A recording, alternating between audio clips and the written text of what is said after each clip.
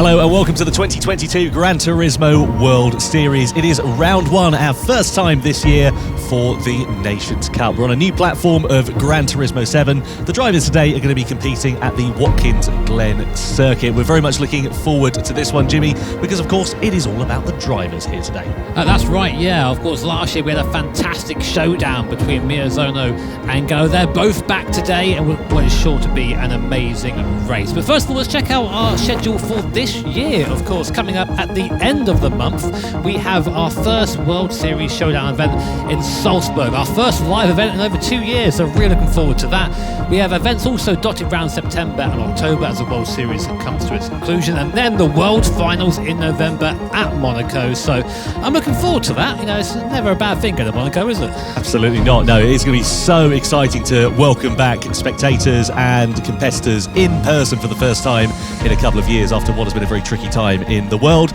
Here, though, are the race details for today. Watkins Glen is the venue. The brand new Suzuki Vision Gran Turismo Group 3 car is the car they will be competing in. You can see racing hard, medium and soft tyres available for them. Single lap qualifying, which took place here as well, and 15 laps for our drivers to compete with, and a grid start. So that is going to be a hugely exciting mix of circumstances for our drivers to be competing in. And here are the drivers and how they will line up on the grid. Of course, we have to welcome back the 2021 champion, Valerio Galo. Yeah, of course, Galo, a bit of a high after last year, but also, of course, some form to Kimi Miezono, who was very fast yesterday in the Manufacturers' Cup, so watch out for him. Baptiste Beaudoir in there, Jose Serrano, Benelli, Hernandez. I mean, look at this field. It is absolutely stacked. We have 3 past Nations Cup champions in here. It's too close to call. It really is. Yeah, Angel Enestrosa for Chile is back this year, as well as the Hungarian Patrick Blažej, Mangano, Fraga, Matt McEwen, the Kiwi, the Aussie, Andrew Lee, Ryota Kokubun from Japan, Koke Lopez, Kanata Kawakami, and Andrew Brooks. 16 drivers ready to take to the grid for this one. We are really excited to see what they're going to be able to do, of course, in that single lap qualifying session coming up for you very shortly, but also in the race here at Watkins Glen as well. And we caught up with the drivers to get their thoughts ahead of the first round for the GT World Series. やっぱり GT スポーツの時だと、バレリオが本当最後の、シーズン2021年は本当に速くて、正直ちょっと手が届かないような存在だったんですけど、GT7 になって、またそのドライバーの、速さっていう部分もまた変わってくると思っています。It is a new game with new physics, with new everything, and I guess some people that were fast in the past may not be so fast, and vice versa. So I guess, and I expect really good races from everyone. This is my second event, first one of GT7, so I'm very proud of that. And it's going to be a very tough event because there are the best of the best. But I am also very proud because I am the only one that is representing Guatemala and the first one. La verdad que me siento muy fuerte con esta nueva temporada de Naciones. La verdad que todavía me cuesta un poco cogerle el rollo al juego porque al ser nuevo todavía me falta un poquito, pero me veo bastante fuerte.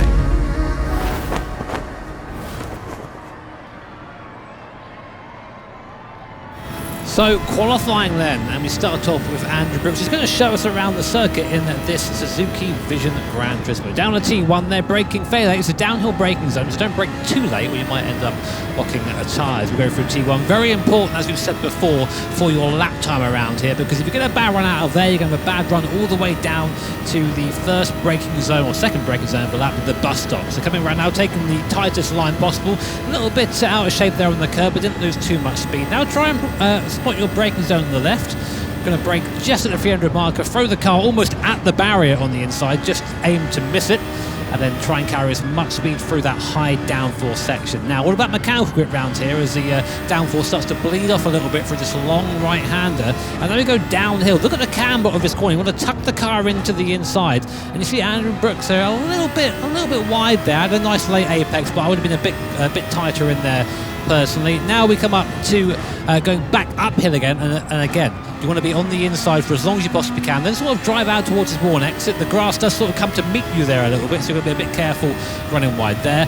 And now we go over this little crest and back downhill to yet another downhill braking zone. The corners here are actually fairly similar, but the elevation changes as that goes on, so it gives you a fresh challenge at each part of the circuit. A little bit wide there on exit. That I think he just avoided track limits, and again another late turn in here. You don't want a bit of an early turn in because of the road falls away for you to the right there.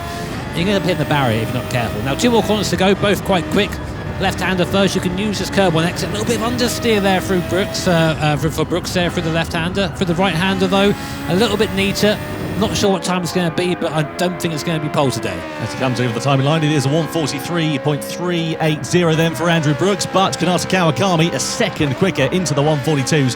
Brilliant lap time there for him. Lopez has dropped a bit of time in the penultimate sector as he comes to the line. What can he do? It's second quickest. It's the outside of the front row for now. So yeah, we're seeing that Brooks' lap was a little bit messy, and we see that now in the times as he's plummeting down the bottom there. Kokubun does go third with a penalty, so he'll lose that time. McEwen there, nice time from him, really nice time for a New Zealand driver there, coming second provisionally. Igor Fraga up on everyone at the moment. Will he go provisional pole? He does, first person into the 41s. Nice lap time there for him. Giorgio Mangano, the last driver then in this first group as he comes to the line. What can he do? It's third quickest, head of the second row then for now, and our focus shifts over to the second group of drivers. So they let them out in groups of 8 essentially, and this is the second group of 8 drivers. Here is Patrick Blajan then, the Hungarian driver. Angel Enestrosa, we know he can be quick on his day, but can he pull it out of the bag in qualifying trim? I have to say, this Suzuki Vision Gran Turismo car looks absolutely spectacular around this Watkins Glen circuit. Yeah, it looks like a nice mix between a summer car and a performance car, doesn't it? Oh, there's nothing like racing with the top down, I think. But yeah, cool to see yet another Vision GT car added to the roster. I like seeing these manufacturers sort of just going, oh, we'll design what we like and throw it in the game. It's nice to see that creativity on display. Yeah, for designers, it is brilliant for them to have that freedom as well. There's so many constraints in the real world that they have to adhere to. So to be able to just go a little bit mad every now and then is something that I am certain that they enjoy. Here is Jose Serrano then. The Spaniard has been really quick and nipping at the heels of his countrymen over the last couple of years, Coque Lopez. And likewise, this man here, Valerio Galo, also very quick as well. Of course, the reigning champion. What is he going to be able to do? Let's see what these lap times are going to be like then. So Lucas Benelli a little bit wide there on the exit of the hairpin, but it's relatively strong out of that corner. I wonder if he's going to be able to take the charge as we get Blajan out of the final corner and across the line here. I think this is going to be Patrick Blajan's first lap. It is, coming across the start-finish line. Where does he go? Not bad, P2 there for Blajan. Sort of a return to form over the course of last year. I wonder if he can carry that now into 2022. Angel Enestrosa half a second down at the last split though, so not going to be a great time for him. Goes P6 for now with a 42.4. Here's Hernandez, who was very, very strong last year towards the end of the series. Let's see what he can do. Over the timeline he comes, it's half a second back, it's only 9th quickest, so that just goes to show how big the difference is in gaps. Lucas Benelli goes up into second place though, so it's an all-Brazilian front row as it stands. Great lap time then from Lucas Benelli. What about Jose Serrano? A couple of tenths of a second down, it's only 9th quickest, drops down to the outside then of the 4th row of the grid. What about Baptiste Beauvoir? A tenth of a second back as he comes to the line. Beauvoir, and it's 3rd quickest then for him, a tenth of a second away. So let's see what our big guns can do. Takuma Miyazono, he's currently 4 tenths down, so it's not going to be a pole slot here for Miyazono. In fact, right in the middle. It's the second time in 2 days we've seen poor qualifying from him.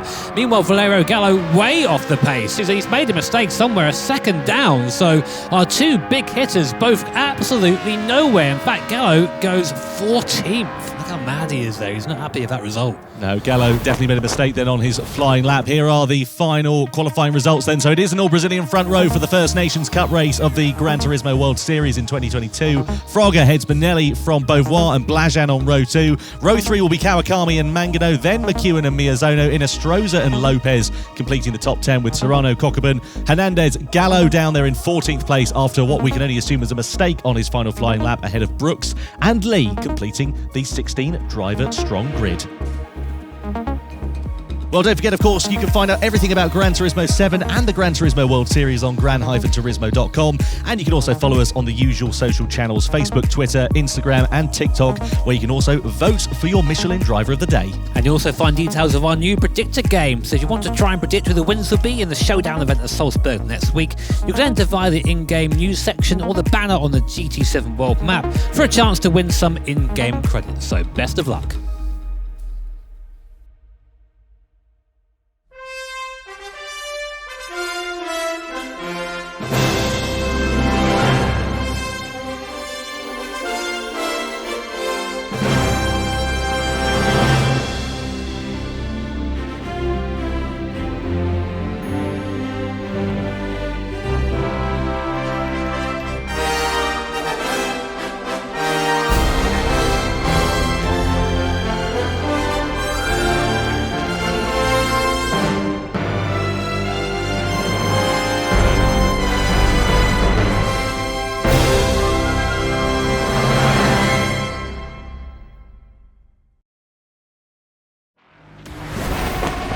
The grid then is formed for the first time in 2022 for the Gran Turismo World Series. An all-Brazilian front row sees the field head down towards the first corner, but who is going to be claiming the checkered flag in 15 laps' time? We're about to find out. It's the 2018 champion Igor Fraga who starts on pole position with his countryman Lucas Benelli alongside him. Row 2, Baptiste Beauvoir, the Frenchman. And he has got Patrick Blajan, the Hungarian, for company alongside him. Next up, Kanata Kawakami, the first of our Japanese drivers, lining up fifth on the grid with Giorgio Mangano on the outside of row 3. Then Matt McEwen on the next row of the grid in 7th with Takuma Miyazono, the 2020 champion, alongside. Inside the top 10 just is Angel Inestrosa from Chile and Coque Lopez, the Spaniard, completing that top 10 with Jose Serrano, his compatriot, just outside with Ryota Kokubun alongside him on the next row. Juan Hernandez, the Guatemalan driver, lines up P13 with Valerio Gallo. A mistake on his qualifying lap, putting him 14th on the grid.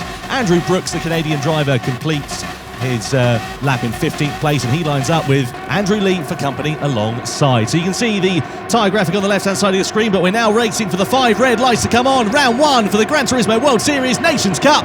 Lights out and we go racing then. Good start from Fraga. Great start though from Lucas Benelli as they go side by side down to the first corner. Keep an eye out for Blajan versus Beauvoir on the second row of the grid. Down towards T1 though, it's Benelli who takes the lead away from Igor Fraga, from Patrick Blajan, from Baptiste Beauvoir. Then comes Matt McEwen, who's going side by side here with Kanata Kawakami into the left-hander. McEwen just about managing to keep it ahead of the Japanese driver. On the run-up towards the hill we go. There's already been a penalty there handed to Jose Serrano down in 13th place, who's dropped back from his 11th starting position. And here comes Patrick Blajan down the straight in towards the bus stop. He's got Baptiste Beauvoir alongside him for company. Beauvoir tries to get the long way around the outside into the braking zone and manages to make it stick through into third. Yeah, really nice move there, and Blajan sideways into the barrier there, and now holding up the cars behind, so just a little bit on exit there, just having picked up the throttle a bit too violently and had a little bit of a slide. We'll have to see if we can get a replay of that at some point, but that has given a little bit of a gap to the front 4. Now Igor Fraga, I think that hard tire was really hard getting away from the line now as McEwen looks around the outside of Beauvoir. Is forced onto the grass by the Frenchman. Things getting really rough at the front already, and Beauvoir definitely with his elbows out. McEwen there sitting behind someone else who had a really good run of form at the end of 2021. So let's see if he can continue that now. Beauvoir looking up the inside of Fraga, using that tyre advantage. Through he goes with McEwen following through as well. He might do. He's going to be on the outside here though for the left hand. You don't really want to be here. It's quite difficult. He's going to send it into that soft tyre onto the marbles though, and he can't quite get that to stick. Nice opportunist driving, at least from Matt McEwen. Needs to keep an eye on his mirrors though, because Patrick Blajan, who starts on that second row of the grid, is not too far away.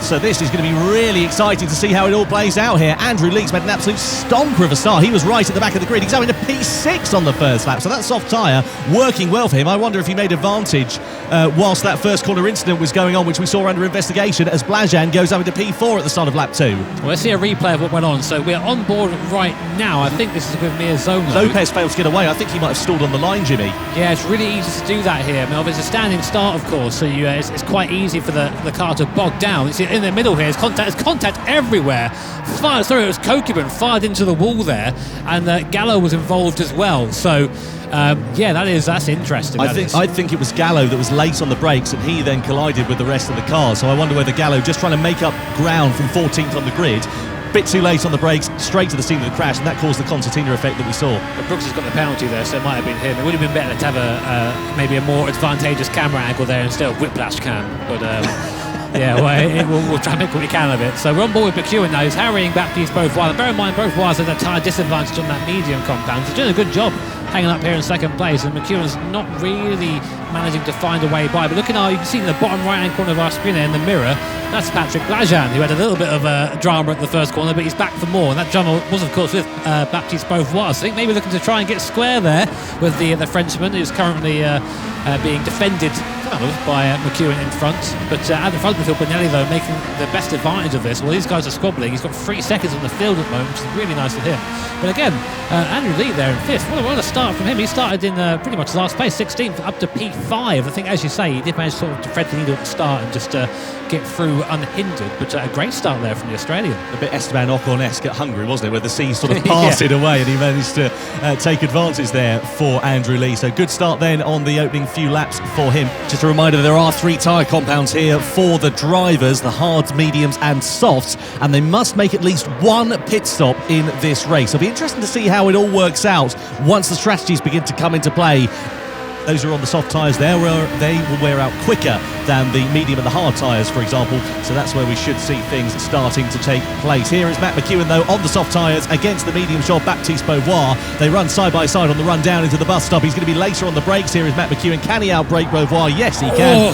Really deep on the ragged edge of adhesion there. Runs it a bit deep into the second part of it. Off onto the grass. That's going to allow Blajan to come through. Bit of contact as Blajan comes up the inside, and Andrew Lee is ready to try and join the party there as well. Half-second penalty for track limits there for Matt McEwen to compound his woes. Into the left-hander. Lee has a half look up the inside of McEwen. Isn't quite able to make it stick, but he gets it sideways, does McEwen. That's going to allow an opportunity for Lee. More contact there, and it's gone from bad to worse for Matt McEwen. Half-second penalty, and he's getting in the way of absolutely everybody now. He had an accident for about 10 seconds there.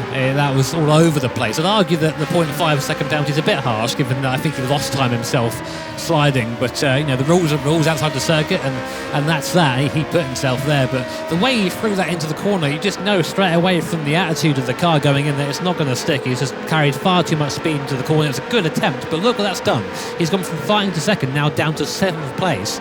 And also some questionable sort of rejoins in there as well whilst trying to gather the thing up. So, maybe just not quite used to running at the front is McEwen. Patrick Blajan now right on the rear wing of Baptiste Beauvoir as a result of all of that. So Blajan there, he's always got a pretty serious expression on his face. He's on the soft tyre compared to Beauvoir being on the medium. So if he does have an opportunity, it should be relatively straightforward for him to find his way through, because of course he has more grip under braking, mid-corner and on the exit, all the places where Beauvoir is going to struggle up the run through the hill. We saw this yesterday in the Manufacturers' Cup. This was the prime overtaking opportunity. If you get a strong run through here, you can launch something through. Beauvoir knows that. Don't think he's trying to fight it too much. I'm really interested to see how this race unfolds, because of course we're in Gran Turismo 7 now, where we're in a completely different game, different physics. The tyres handle differently to they did before. The aeros, everything's different. As Patrick Blajan discovers, the rally physics aren't too great as he goes across the inside there and slides. Gets the tyre, just about managed to pick it up there. And again, picks up a 0.5. I don't like that penalty. I think like you've had an issue. You've lost time. The 0.5 second penalty is kind of irrelevant. But again, rules are rules. And the tyres, I think you go off and they pick up so much dirt that you can. We saw it happen with McEwen as well. You come down the hill and you can't quite gather it back up again. So the same happening to Patrick Blajan trying to get past Beauvoir. So Beauvoir proving quite difficult to pass. 2-second penalty for Valerio Galo. I think that is due to the first corner incident there. So Galo deemed to be at fault. Maybe we just didn't see what we saw from that onboard camera, and Galo has been deemed to be the perpetrator of that accident. A 2-second penalty. He's down in 9th place. So once he has served that penalty, which will be at the next zone, he'll drop down behind Jose Serrano, and that just. That compounds what's been a difficult qualifying into an even more difficult race here for the Italian. Not the way we'd have wanted to start 2022. You always say you're only as good as your last race, and his last race for us was when he became the Nations Cup champ. And now here he is with a 2-second penalty in 9th place, struggling. So maybe we didn't see him yesterday in the Manufacturers' Cup. So maybe he's struggling to adapt to this new set of physics. First pit stop in the way then, that is Matt McEwen. So he is in the lower part of the top 10 and goes from the softs to the hard compound of tyres. As we look here at Takuma Miyazono, he's on the medium tyres compared to Igor Fraga on the hard, so of course has that tyre advantage. We know Takuma is a quick driver, 2020 Nations Cup champion as well, did the Triple Crown in 2020, let's not forget as well, winning the manufacturers championship for Subaru as well, and of course doing some great things elsewhere. And look at him there on the brakes into this bush stop chicane. Look at how much more grip. That just goes to show the difference in tyres here. Yeah, I'm curious to see how long this hard tyre will go for and what the advantages are, because last year the whole sort of message was that the hard tyre was lava. You know, you get off it as soon as you can, because it just wasn't worth running at all. But you were seeing in this race, and bear in mind these guys get a little bit of practice for this, but people are opting to use the hard tyre for longer, so maybe there's actually a bit of speed to it now. And compared to that, I mean, Miyazono, while he's on the back of Fraga, he's not just driving by him like he would have done in GT Sport. No, absolutely not. The team at Polyphony have been remodelling the tyres for GT7, and basically the soft now wears a lot quicker. The hard is more durable but certainly more usable, and that's exactly what you're saying there, Jimmy. We're seeing that being used a lot more, so I would expect we'll see drivers on the soft tyres starting to fall towards the edge of the cliff now. Yeah, I mean, I will say, obviously, sort of as a counter to that right now the fastest man on the track is Benelli, and he's on that soft tyre and has been since the start of the race, so let's hope that cliff is severe for the sake of everybody else. Now, as I say that, he comes into the pits, so maybe he heard me talking. He clearly knows what you're talking about, doesn't he? So into the pits then comes Benelli. What tyre is he going to go for then? So he's on the soft tyres. He's put some fuel in, but we don't quite know what tyre compound he has put on at the moment. Gallo's also into the pit lane, and he goes medium to soft, as Benelli, Lee and Blajan all in the pit. So that kind of shakes up the order in the upper half of the top 10. Gallo's going to emerge on the soft compound of tyre. So what he needs really is the field to be kind of bunched up ahead of him so he can take advantage, make hay while the sun shines on that soft tyre, and hard tyre then, as you say there, for Benelli. Yeah, so most of the field now are on a harder compound of tyre at this point, so it'll be fairly even in the sense of on-track fights. Everyone's sort of even playing field. Here's Andrew Brooks, you see in the background. You can see how bad Brooks' race is going, where Benelli, he's made a stop, is out ahead of him. That must be really hard for Andrew Brooks to see there. I'm unsure if he got caught up in that those first corner shenanigans. If anyone's going to get caught up, it's going to be Andrew Brooks. He is the most unlucky driver we've ever met, and we mean that with the most sincere amount of love as well, because we think Andrew Brooks is a brilliant competitor, a fantastic driver, but he does always seem to be on the wrong end of the stick, doesn't he? Yeah, I mean, someone's got to be. And unfortunately, it's Andrew Brooks most of the time. But back to the action on circuit now with Benelli in front of Brooks, of course, and managing to keep the Canadian behind, as you would expect him to do on that newer set of hard compounded tyres. But see, the difference isn't too much. Like, the wear isn't as bad. All right, Baptiste, he's having a bit of fun out there, isn't he? Yeah, he's really putting the hammer down. He was half a second quicker than Igor Fraga. Of course, there is a tyre difference. Fraga's on the hards, Baptiste is on the mediums, but Baptiste is looking really comfortable out there. And the thing is, when you're leading from the front, I imagine when you're as competitive and as an experienced a driver as Baptiste, this is the perfect scenario for him, isn't it? Yeah, I mean, I listened to a podcast recently which sort of summed up the attitude you need to be leading a race and going quick perfectly. So you need to drive at 100%, but at 95% safety. So you need to be going as quick as you can, but always having that little bit left in reserve. So seeing him sideways coming out of that left-hander half a lap ago isn't really what you want to be doing. You want to be controlled. He's not under pressure right now. Use this time to solidify where you are on circuit, and don't hurt the tyres too much. And that is something that I'm not used to seeing, a blue flag coming out for Valerio Galo. But there's no one behind him, but still that must be a very weird sight for Valerio. Yeah, it has been a dog's weekend so far in the Nations Cup for the Italian driver, and what he really needed whilst he was on the soft tyre was the rest of the field to kind of be closed up and try and take advantage, get some positions back while he could. The problem is he was 2 seconds off the back of Cockburn once he came out of the pits. He's managed to make up 8/10 over that last lap. He's lapping significantly faster, but it's difficult, isn't it? Because the best he can do now is damage limitation. There's only points available for the top 3 drivers. Let's not forget, going into the World Series showdown, and unless a minor miracle happens for Valerio Galo, he's not going to be taking home any of those points. Yeah, it's a shame for him, but of course, if we know with Valerio, he'll always come back stronger, as he always does.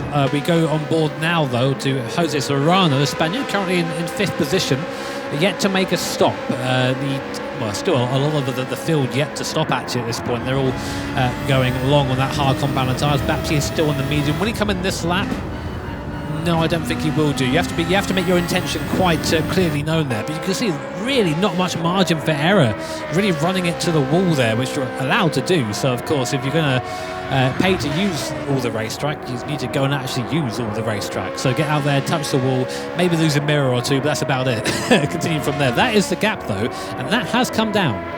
Yeah, Fraga was faster last time around, so I think that those medium tyres are starting to come towards the end of their shelf life. Last time around, Beauvoir a 46.1, Fraga a 45.2. So he should have pitted that lap. Like he should have been in the lap we just gone through. He should have came in, because now all he's going to do is lose time if that's the case. Meanwhile, Kanata Kawakami, right on the back of Coco Lopez, having to actually lift to get the better run here coming into the bus stop. We're going to try and go around the outside there as Coco Lopez squeezes us out.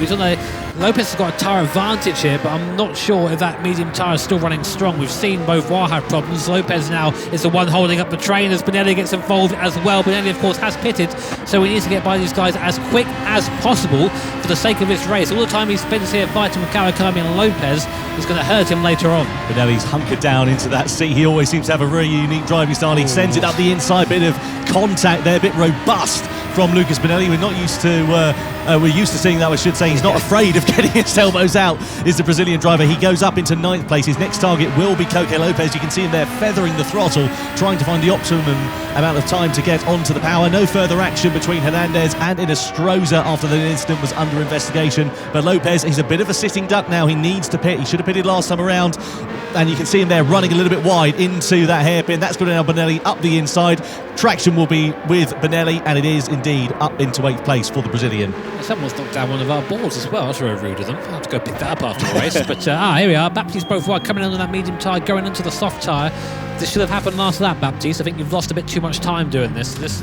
I'll be interested to see where he comes out in relation to everybody else. So here is Benelli, of course. Benelli was a fair chunk ahead of Beauvoir before they came into the pits, about 4 seconds there. You can see him almost winning the car. A little shake of the head there from Benelli, maybe a little bit upset with the time he lost in traffic. We can tell you how much he lost if we look at the laps here. Where is it? I've lost him. There he is. It did a 46 last lap, 46.7, which is very slow, about a second and a half of the pace. Actually, he's fighting. There is Beauvoir, so he has come out ahead, but the gap has come down, I think. Well, actually, no, saying that, I think that Baptiste has sort of shot himself in the foot a little bit by staying out for so long. If anything, Igor Fraga is now looking quite competitive. Well, hindsight's a wonderful thing. It's always easy to say that, oh yeah, he should have done this, he should have done that. This is their first time in these circumstances on Gran Turismo 7. Different physics, different tyre model for them to get used to. And, of course, it's going to be a challenge. You might not always make the calls right, and these mistakes might happen early on in the championship before they've got to grips with it. You know what I've got to say to that? Get good.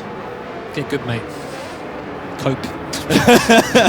get better at the game. No sympathy from Jimmy Broadbent. Continuing on. I mean, you are right. You are correct in saying that. It is a difficult transition, especially if these guys did thousands of laps in GT Sport, and GT7's a whole different beast. So obviously there are things you can carry over, and there are things you can't carry over, and everyone's sort of discovering that at the moment.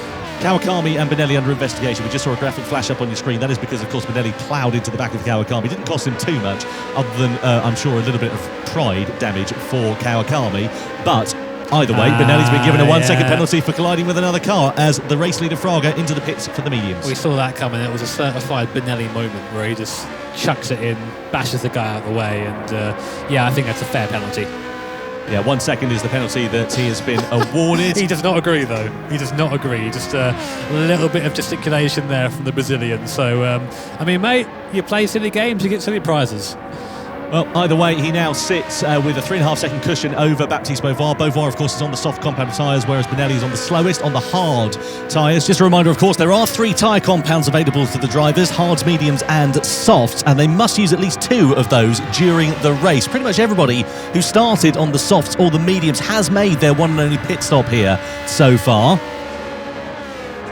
Here's Valerio Galo trying to recover something from this race. He goes side by side with Patrick Blajan down into the bus stop. Gallo's on soft tyres. Look at the confidence he's got under braking as he goes through on the Hungarian driver into 6th place. Blajan on the slower compound, the hard compound of tyres, just got no answer to that. That was a swipe.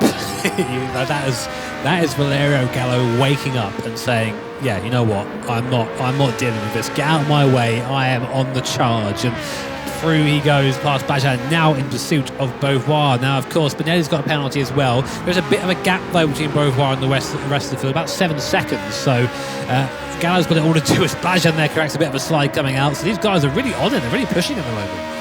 Yeah, we're going to see how this is going to play out then for Valerio Galo. I wonder whether that soft tyre in the middle stint is going to work out for him. It's great that he's now caught up, but he's kind of going to be sat there in no man's land at the moment, and I wonder what it will mean for the final 4.5 laps of this race, whether his pace is going to fade once the last pit stops have taken place. Speaking of the pit stops as well, the last of the drivers who have not made their pit stops, Serrano, Mangano, Inestrosa, all into the pits from the hards onto the soft compound of tyres. They shouldn't be needing to take any fuel in this race. It should all be about tyres, so relatively quick pit stops, and it looks like Baptiste Beauvoir is doing okay out there. His pace is pretty good, and is he going to emerge in the race lead? Well, he certainly is, with Benelli just behind.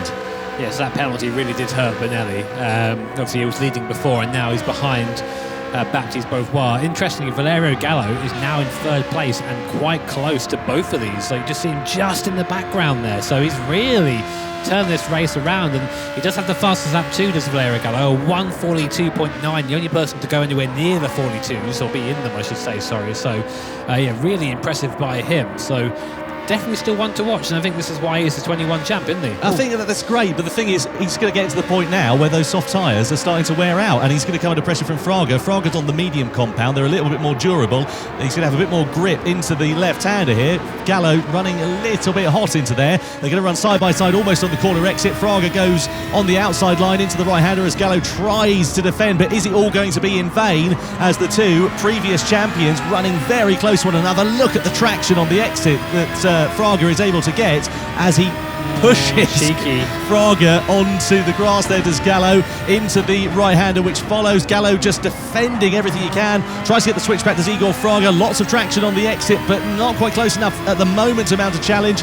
Gallo placing that Suzuki in every possible position to try and hold on through that left-hander, but Fraga's got the outside line, he's got track position, and he does just about manage to get ahead for 3rd, or does he? Because Gallo once again is still there on the inside, but Fraga eventually gets through. Gallo has to relent, drops down to 4th. At that point, you sort of let the move go, but as you're saying, yeah, Gallo really struggling now because his lap time's dropped considerably last lap, and again driving Blajan to the wall, just giving him enough space to come back to take his line. So I think Gallo really on the edge of defending there and just getting it wrong at exit. There's contact between Miyazono and Blajan, and just like that, Miyazono, being in the right place, takes 2 positions at once from P6 up to P4.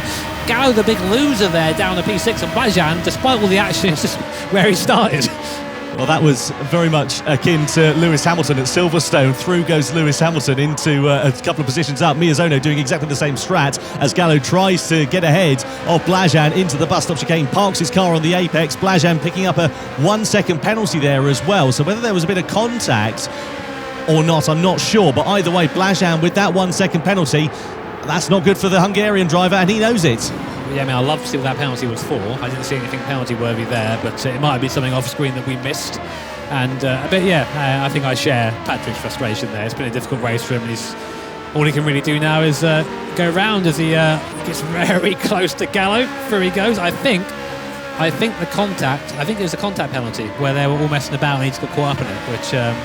Yeah, not ideal. Costing him 2 positions there, possibly here with Andrew Lee, I should say, trying to go through on the outside of Blajan. Blajan just about able to defend that now, but he's got a couple of hot-headed drivers very close behind with Andrew Lee and Giorgio Mangano. Mangano, who's on the soft tyre, but of course, very much, I imagine, like his countryman Gallo, they're going to be coming towards the end of their useful shelf life. We're coming right towards the business end of this race.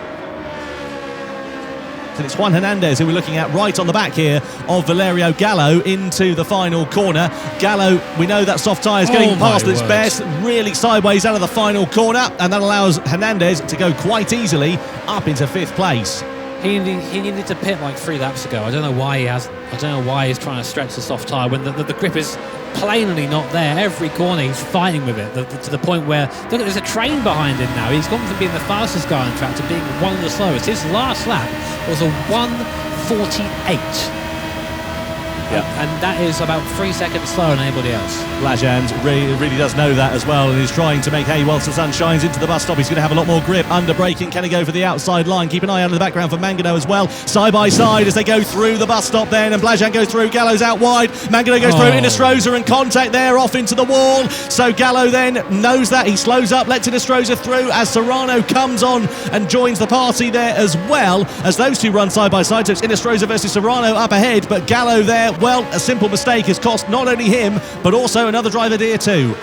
Gallo is not driving like a champion right now. He's not thinking. I don't know what's going on. This is a rare off race for him, so hopefully he can reflect on this and think about what he's done wrong. But yeah, I mean, making moves where he knows the tyre isn't going to do it and it's going to cause contact. I mean, at some point you have to think about it. And unsurprisingly, there's under investigation.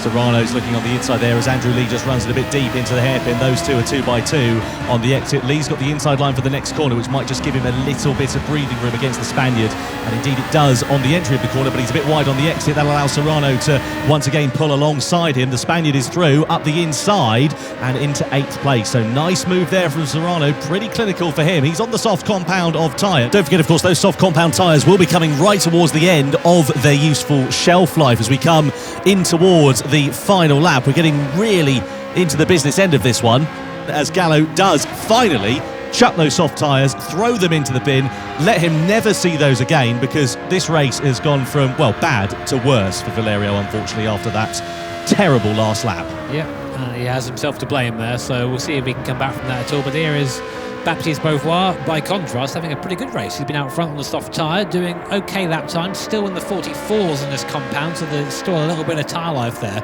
I've got to say, I do love how this soft tyre drops off. It's the first time I've experienced the soft tyre since in this scenario. Sort of on the comms here, it's great seeing that there is a limit. It doesn't just sort of go like it did before. Yeah, that's a huge credit to the team of Polyphony and also to Michelin as well. They've done a fantastic job of working collaboratively together to develop this new tyre model for Gran Turismo 7. It does make it a really exciting package for our drivers. Here then we sit with Igor Fraga on the medium tyres, his compatriot Lucas Bonelli just up ahead. So those two of course started this race on the front row together. It was Fraga ahead of Bonelli at the start of it. Coming towards the end of it, it is Fraga, the man who is chasing down Bonelli now, and the question is, will the opportunity present itself before the end of this race to try and get through into second place? I have to say though, just while we were talking about Baptiste Beauvoir, this is the Baptiste we're used to seeing of old. We saw this in 2020 where he was at some times untouchable. A few too many mistakes crept in. I wonder, with the advancement of time, whether he's just been able to mature as a driver, and now we're starting to see him just looking that bit more comfortable. Yeah, I mean, it's nice to see him actually out there, comfortable and confident. And just notice that Gallo's still in the pits, so I'm not sure what's happening there, but obviously some sort of issue for Valerio Galo. But back to this fight at the front, and also that I find interesting, this is what will go on from that, talking about advancement, is that the strategy is so open in this race that the top three are currently all on different tyres. So everyone's trying something different, and it's all seemingly working in some way, which is what you like to see here. So our current race order to go on to the last lap, it's Beauvoir, Bonelli and Fraga. Beauvoir! Oh, we were just singing his praises, and he's thrown it away. What did he do? Must have made a mistake into that bus stop chicane, and that is such a shame for the Frenchman. So he has thrown this race away from certain victory. It seemed like he's gone off into the wall at the bus stop, and it's now Bonelli leading Fraga on the last lap. That is dramatic. Talk about commentator's curse there, and now Bonelli's having to defend from Fraga, who is a little bit quicker behind on that medium compound tyre. So it's the two Brazilians going toe-to-toe. Only a couple of corners left. Bonelli definitely has the advantage right now. He's got track position, but will the tyres last compared to Fraga? Coming towards the final sector then, so this is going to be really close between Fraga and Bonelli. We ride on board with the 2018 champion. Through the left-hander we go, flicking it up the gearbox. Needs a nice strong run through here. Bit of oversteer's not going to help his cause. And the thing is as well, we've only got a couple of corners left. So Bonelli, though he runs it a little bit too deep into that corner, he has got enough time in his pocket to hold on to this race lead. Out of the final corner and to the line, it is first blood in 2022. The World Series Nations Cup Round 1 race goes to Lucas Bonelli ahead of Igor Fraga. Takuma Miyazono completes the podium in third place with Juan Hernandez, a great fourth position ahead of Giorgio Mangano, who just gets ahead of Jose Serrano, Blajan Beauvoir, Inestrosa and Andrew Lee completing the top 10. What a fantastic end to that race, dramatic right to the very end, and such a shame for Baptiste Beauvoir. Well, I imagine he is going to be bitterly disappointed with that one, compared to the elation, of course, of Lucas Bonelli. Final results, as you can see on your screen there. Bonelli takes top honours and 3 points into the showdown. Yeah, that's. I would love to know what happened to Beauvoir there. I think he must have just looped it on the bus stop, must have thrown it around. So really disappointing for him, and also for Valerio Galo as well. Not how the 2021 Nations Cup champ is going to want to start his campaign. But Bonelli, Fraga, Miyazono are top three. Well, let's have a look then, shall we, at the podium then after round one of the GT World Series. In third place, of course, it is Takuma Miyazono from Japan, a very strong driver from Takuma, and a great way to take a point into the World Series showdown. Second place for Igor Fraga from Brazil, the 2018 champion, finishing in second and taking those 2 points into the showdown at Salzburg. But the winner from Brazil, it is Lucas Bonelli. Top honours in the first round of the Gran Turismo World Series in 2022. A fantastic way to start his season. Estou muito feliz, foi um grande resultado. Havia praticado não muito para essa etapa, mas é uma pista que a gente teve atualização no Gran Turismo recentemente. É uma pista que eu gostei muito. Falando mais sobre a corrida, fiz um bom qualifying, quase que uma volta de pole. A chicane, a buzz stop, era muito difícil você acertar em apenas uma tentativa. Não saiu muito bem no quali, mas na volta toda foi muito bem. E a corrida eu estava com uma estratégia muito boa, estava com um ritmo muito bom no pneu soft, pneu macio. E só que na estratégia eu acabei parando, colocando o pneu duro, acabei saindo no trânsito. O Kawakama acabou me deixando passar ali, mas eu não achei muito justo a penalidade de 1 segundo, porque eles sabiam que eu estava em outra estratégia com um pneu mais novo. E aí eu estava segurado na segunda posição, quando infelizmente, por causa dessa penalidade, acabei perdendo a primeira posição para o Baguette. E então é uma infelicidade para ele e uma sorte minha que veio no final, onde ele errou na última volta da chicane e acabei conseguindo a vitória. Para mim foi um excelente resultado.